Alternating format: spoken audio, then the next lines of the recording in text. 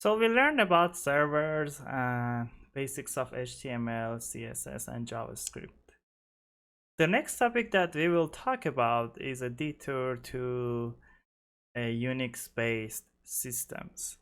Uh, it's a detour. First of all, it has nothing to do with the JavaScript or CSS or HTML for any reason at the beginning. But I promise you, when you learn it, you will appreciate the power that these tools give you in your development toolbox. So before I start, I like to tell you a little bit about my own story. When I was learning the Linux command line, I was hated myself. I was like, why would I learn such a thing that there is no interface? Everything is just text. Why can I just not simply go to an interface and use my mouse to do my things like many other people do? Why should I use the command line? But when I learned it, when I play with it, and I realized the power of the command line, I did not want to get out of it. So I agree that there is a learning curve to it, but when you learn it and you embrace the power of it, you would always stay on it.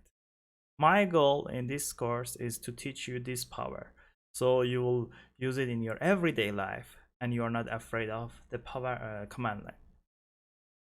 So you might say, but I am gonna just be a front-end developer. I don't need to do any sort of complicated things. That's right. But even you will see later in this course, even the front-end developers have to know about this stuff. We will teach about the simple things that every programmer has to know about the command line. When you learn it and you mastered it, then you realize it's not as scary as it sounds. It's a command line, but it's not as scary as it sounds. To give you another story, uh, I was working for like almost I think 4 years ago. I was contracting feed for the another web development company that they were building enterprise application for my, some sort of like a filming industry marketing company. So my job was to write a plugin for that company. So I wrote the plugin, and we even deployed it to their own production server. And when it comes to the payment, they refuse to pay us. And instead of paying us, they even blocked all the emails, phone calls. Uh, they changed the passwords of everything, and we were reluctant. We were like, now what to do? Basically, we did work like almost a month of work, and now we didn't get paid at all. We, like, of course, you could go to court. You go like go after the person, but the problem is like it takes time, right? It takes time and effort. So one thing that the other company didn't realize is that they were giving us access to their server, so uh, we could deploy the code for them, and they didn't revoke that access, but the access was just through the command line. So the other person thinks that he's a smart, so he changed all the passwords, but he didn't think a programmer can still access it through the server or command line. So what we did is we simply went through the command line and remove our own plugin that what we coded for. Well, we were lucky because we know about the command line, and the day later the guy basically came and he said sorry. Long story short, we end up getting our money, even like more than before, because then it costs us maintenance and stuff, but we ended up getting the money and deployed the plugin.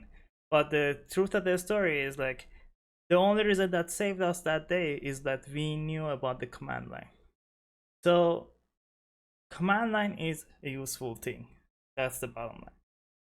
Now here I will go through some of the commands that I think it's very important for you guys to learn. Um, Actually, before that, I want to give you a little background about Linux and why we use Linux. So, if you are a power or if you are a programmer or a pro programmer, you usually end up using a Unix-based system. So, Unix-based system is something like Linux or even Macs. So, my personal favorite operating system is Linux, but I have to use Macs for my work because we develop applications for iOS. Uh, and both of them are Linux based. And the reason for that is the way that they structured and the way that they come ready with all the programming tools out of the box. So most of the things that you want to do in terms of programming is already there for the Unix based system. The other thing is like you can do almost everything from the command line. So you don't, although you do have an UI for both most of the Linux based systems, but you can almost do everything from the command line. When you get comfortable to the point that you want to do everything from the command line, you don't want to go back, believe me.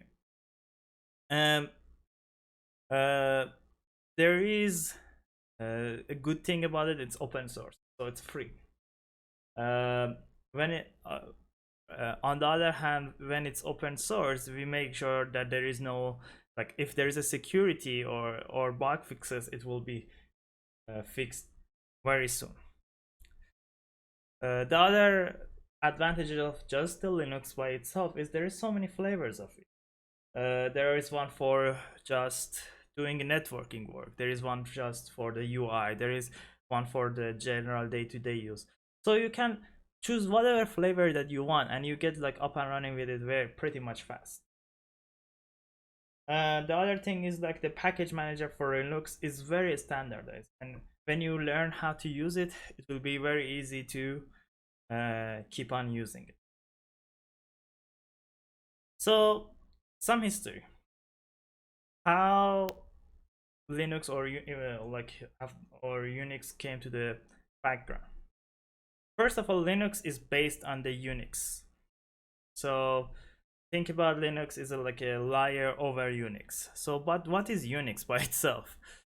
Uh, Unix is, I would say, the first operating system that was developed in Bell Lab back in 1960s through 1980s. That was kind of was for the servers at that time. So the idea was back the idea was like uh, they have to share the hardware, right? They have to share the hardware, and that's why the Unix came into the existence. Most all Linux, Mac OS, and Android, and even iOS are based on the Unix. So when you learn the commands on these things, you would be able to very easily find your way around any of these systems. I will try to show you actually a couple of these things um, throughout the course, and show you that it's actually very easy to go through them. So, as I mentioned, the Unix came in existence because the hardware at that era was very expensive. So the idea was we get one computer and we share the hardware, or we share the computer with different people. So many people can use it at the time. So that's why they created Unix. So what the Unix was doing is like it was giving slots or time slots to the users. That was the whole idea. So a person can sit there, like puts in its program, and usually generally the output will be printed out to him. Uh, the same thing would happen, and like the the the way that it works was uh, like the mainframe was like in the in somewhere, and people would connect it to it with the telephone, the telephone lines. A person types the things in, and there was a printer near that person that prints the output for that person. Just think about how tedious it was at that time to do the programming. I bet it was much, much harder than our era. So this is back in 1960. Yeah, like Unix is way old, but we still love it. We still use it, and that's a strength. Like generally speaking, in the world of computers, we don't use programs for this long. Then why did we use it? So here's are the reasons that I think are very important. The first the first one is it's portable to many kind of hardwares. I think I do have. Oh yeah. So I do have the kernel. I do have the schematic of the Unix kernel that I will show you later. But just to let you know, uh, the way that Unix is written is it's very modular. So think about Lego. You can easily disassemble or assemble things into your Legos, and um, they become smaller and bigger very easily without loss of their like the actual shape. So it's the same thing for the Linux. Given that it's modular, it's very easy to fit it in like a very small system with a very small amount of RAM and CPU, or fit it in a biggest like a super server, because it's modular and you can easily add or remove modules from. Then the conventions that they use, they stick with it for a long time. So every developer that is working on the Linux, they know that conventions and then they use it. So which gives you a very good idea of how to use it. It doesn't change. You know this, like the basics are the same. Then there is lots of software developed for that, and most of them tend to be open source. So you don't like if you go to Linux ecosystem, you definitely don't get to the point that you don't have a software to do something. And the last thing is a text box. Like first it's a text, it's a shell that like we will talk a little later, and then it comes to actual UI. Everything can be text. You can do almost everything from your command line, which makes it very very powerful. To give you a concept of this, so let's say you want to connect to a server that is running Linux, um, or Unix based system in general. uh, what the only thing that you have to do is you can easily connect to it through a command line, and sometimes you don't even realize you connected, because if you for instance if you are connected from your own Linux command line, the new command line that you are in is very similar, so you don't have even no idea that you are in a new system. uh, the other way is like, again, text is very easy to read and uh, work with. So where can you find a Unix command line or Unix based system? You can find it almost everywhere, from your Wi-Fi router to your TV to a Raspberry Pi to an Android phone, you name it. Most of the stuff that we would use are Unix based systems. You don't even sometimes know it that you are using a Unix based system and you are using them. So after we learn the command line for from this course, you would be applied to play with almost any of these things, which is I think very pretty amazing. So how does the Unix organize, or how does the organization of the Unix work? So Unix is Unix is a layered system. So what do I mean by layered? The first layer is the kernel. On top of the kernel is the shell, and then there is the utilities. So utilities are mostly like the UI programs or programs that are actually doing something. But everything that these programs do, you can do directly through the shell. So we can kind of call them like a helper programs. Kernel is the place, is the code your between the low level hard or your hardware and your programs. So kernel does different things. Uh, actually, see if I do. Yeah, okay. I do have a slide for kernel. So kernel is, I would say, is like, think about like your assistant or organizer that handles almost everything. Excuse me. So kernel is the program that handles which program to execute at what time. It has the full access to your computer memory and your hardware in general. Uh, every hardware, for instance, your hard drive, your CPU, every hardware that is connected to your computer has to have some way to talk to the kernel to be able to work on your system. And kernel provides a very good way of doing that.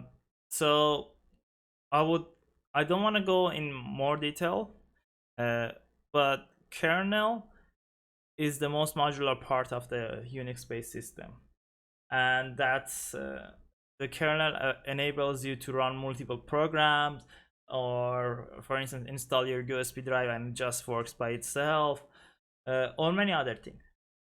That's the jobs of kernel. In this slide, I will go over the shell and how the shell works. I just wanted to to know what kernel is and what is the job of the kernel. Basically, the shell will execute all the commands through the kernel. This is an schematic of how uh, Unix-based system works. See, as you see, there is a hardware here, and then there is your kernel level that we talked about.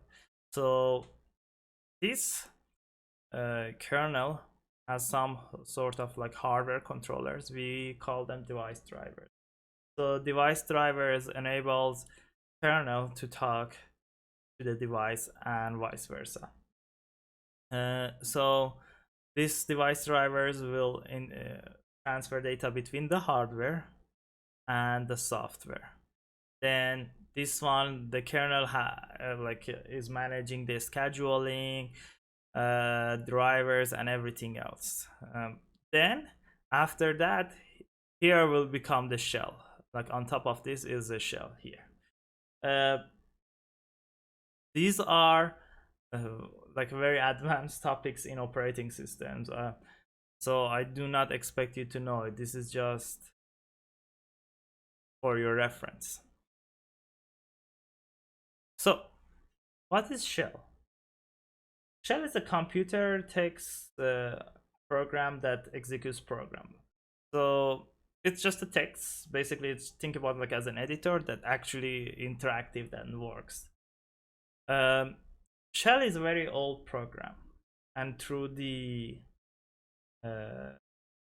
through the years, it evolves a lot. So we have many different flavors of shell, all the way back into 1971. The most popular or most famous shell is the bash shell, and this is the one that we will use too. Um, each of these shell have different commands generally, uh, but in today's for general purpose systems, most of them are using bash. There are some small systems that are using ash or dash, but We are not going to cover them. Um, there is a philosophy in Unix that says if you have a program in your Unix system, uh, you that program should only do one and only one thing. So the purpose of the program was just doing one thing and get that thing done correctly.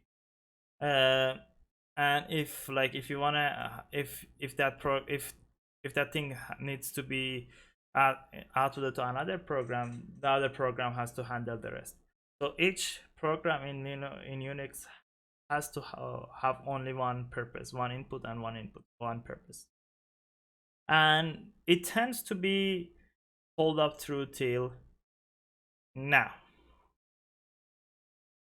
Next, I will go over some Linux shell command line.